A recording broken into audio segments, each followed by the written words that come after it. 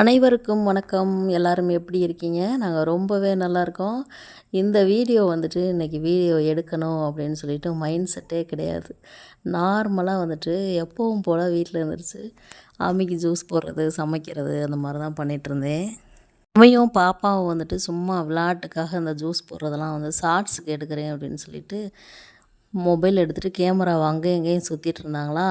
எதார்த்தமாக வந்துட்டு அப்படியே எடுத்தது. சரி பார்க்க நல்லா தான் இருக்குது, விலாக் போடுற மாதிரி இருக்குது அப்படின்னு சொல்லிட்டு சரி வீடியோவாக போட்டுடலாமே அப்படின்னு சொல்லிட்டு வந்தாச்சு. இது வந்துட்டு நல்லா இல்லை அப்படின்னு சொல்லலாம் உங்கள் வீட்டு பிள்ளையா நினச்சி வந்துட்டு என்னை வந்துட்டு மன்னிச்சிடுங்க. ஏன்னா வந்துட்டு இது ப்ராப்பராக வந்துட்டு விலாக் போடணும் அப்படின்னு சொல்லிட்டு நினச்சி இதை எடுக்கவே கிடையாது. விளாட்டுத்தனமாக காலையில் எடுத்தது வீடியோவாக மாறிடுச்சு. அதுதான் உண்மை.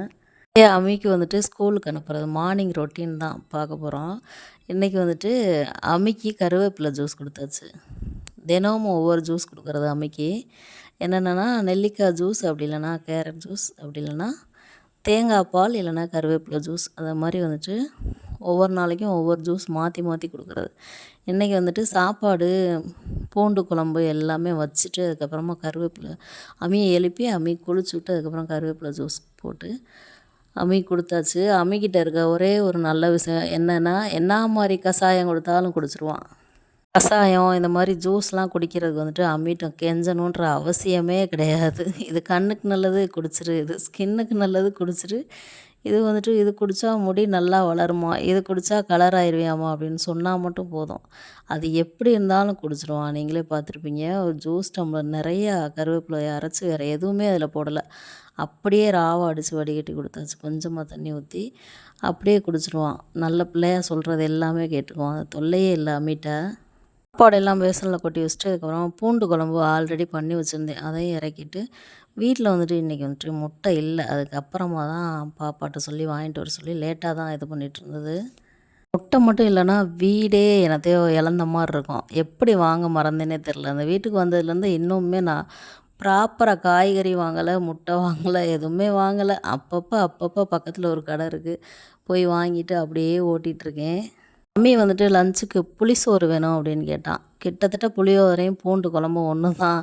ரெண்டுமே புளிப்பாக தான் இருக்கும். இது வந்து கொஞ்சம் லிக்விடாக இருக்கும், அது வந்துட்டு ட்ரையாக இருக்கும். அவ்வளோதான் டிஃப்ரெண்ட்டு. கொண்டு போ அப்படின்னு சொல்லி மேனேஜ் பண்ணி கொடுத்தாச்சு. அதுக்கப்புறம் முட்டை வந்துட்டு 2 முட்டை, காலையில் ஒன்று, லஞ்சுக்கு ஒன்று சாப்பிடுவான் எப்போவுமே.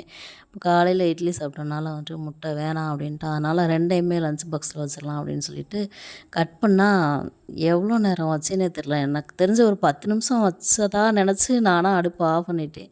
கட் பண்ணி பார்த்தா ஹாஃப் பாயில் மாதிரி கரு வந்துட்டு பாதி தான் வெந்திருக்கு.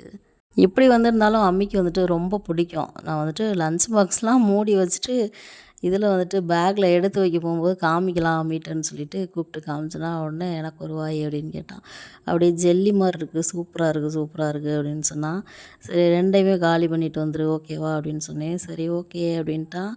பேக்கில் எல்லாம் பேக் பண்ணி வச்சுட்டு அம்மியும் கிளப்பி விட ரெடி ஆகிட்டேன். பாலிஷ் வேறு காணலை, எங்கே போட்டோன்னே தெரியல. இனிமேல் தான் வாங்கணும். கொஞ்ச நாளாக வந்துட்டு அம்மி அவனாக ஷூ போட்டுக்கிறான். அவனை வந்துட்டு எப்போவுமே நாங்கள் தான் போட்டு விடுவோம். இப்போ கொஞ்ச நாளாக வந்துட்டு பழகட்டும் அப்படின்னு சொல்லிட்டு விட்டாச்சு. அப்படியே அந்த செடிலாம் வந்துட்டு பழைய வீட்டில் மாடிப்படியில் வச்சுருப்பேன். இந்த வீட்டில் வந்துட்டு அந்த மாடிப்படியெலாம் வந்துட்டு உள்ளே இருக்குது வீட்டுக்குள்ளே. அதனால் வச்சாலும் எந்த பயனும் இல்லை அப்படின்னு சொல்லிட்டு வெளியில் படியில் வச்சாச்சு. அம்மியும் வந்துட்டு வழக்கம் போல் கொஞ்சம் கொஞ்சிட்டு ஸ்கூலுக்கு கிளம்பிட்டான். அதுக்கப்புறமா வந்துட்டு காலையில் எந்திரிச்சோடனே மிஷினில் துணி போட்டாச்சு. கரெக்டாக ஓடி இருந்துச்சு. அம்மியை அனுப்பிட்டு குளிச்சுட்டு வந்துட்டு ஃப்ரெஷ் ஆகிட்டு அதுக்கப்புறம் துணி காய போடலான்னு சொல்லிட்டு துணி காய போடுற இடம் எங்கே இருக்குன்னா, நம்ம கிச்சன்லேருந்து ஒரு கதவு இருக்குது. அதுக்கு பின்னாடி பார்த்திங்கனாக்கும் அது ஃபுல்லாகவே வந்துட்டு மேலே கம்பியில் க்ளோஸ் ஆகிருக்கும். அப்படியே அந்த இடத்துல வந்துட்டு துணி காய போடலாம், அழகாக இருக்கும். மழை பெஞ்சா கூட வந்துட்டு பெருசாக அப்படி ஒன்றும் நனையாது, லைட்டாக தான் நனைஞ்ச மாதிரி இருக்கும். எங்கள் அம்மா இருக்கும்போதெல்லாம் இந்த துணி துவைக்கிறது, இந்த அழுக்கு துணியெல்லாம் எடுத்து கொண்டு போய் ஒரு இடத்துல சேர்க்கறது, காய போடுறது அப்படின்னா எனக்கு என்னன்னே தெரியாது. அந்த டிபார்ட்மெண்ட்டே எனக்கு வராது. பாத்திரம் விளக்குற டிபார்ட்மெண்ட்டும் துணி துவைக்கிற டிபார்ட்மெண்ட்டும். இப்போ வந்துட்டு எங்கள் அம்மா இல்லாதனால வந்துட்டு ரொம்ப இந்த வேலையெல்லாம் புதுசாக தெரியுது. இதெல்லாம் எங்கள் அம்மா வந்துட்டு இல்லாமல் போன புதுசில் வந்துட்டு ரொம்ப ரொம்ப கஷ்டப்பட்டேன் துணி துவைக்கிறதுக்கு, பாத்திரம் விளக்குறதுக்கெலாம். ஏன்னா வந்துட்டு எங்கள் அம்மா அப்படியே என்னை பழக்கி வச்சுட்டாங்க. துணி மடிக்கிறது மட்டும் வந்துட்டு அவங்க மடிக்க மாட்டாங்க. ஏன்னா, அவங்க மடிச்சிட்டா மறுபடியும் எடுத்து நான் மடிப்பேன். அதுக்கு நான் மடிக்கிறத நீ கலச்சு மறுபடியும் மடிக்கிறதுக்கு நான் எதுக்கு மடிக்கணும் அப்படின்னு போட்டுருவாங்க. மற்ற வேலை எல்லாமே பார்த்துருவாங்க.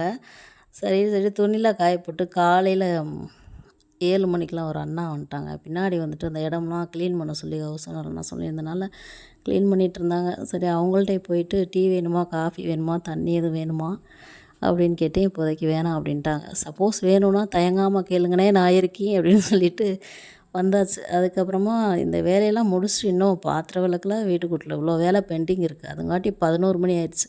ஒரு சிறிய இடைவேளை வேணுமே அப்படின்னு சொல்லிட்டு டீயை போட்டுட்டு வெளியில் வந்துட்டேன். நம்ம டைனிங் டேபிள் வந்துட்டு வெளியில் போர்ட்டிகோவில் போட்டிருக்கோம். உள்ளே வந்துட்டு ஏற்கனவே டைனிங் டேபிள் இருந்தனால வெளியில் போட்டு அழகாக டீ குடிக்கிறதுக்கு யூஸ் பண்ணிகிட்ருக்கோம். மீண்டும் ஒரு வீடியோவில் பார்க்கலாம். டாட்டா.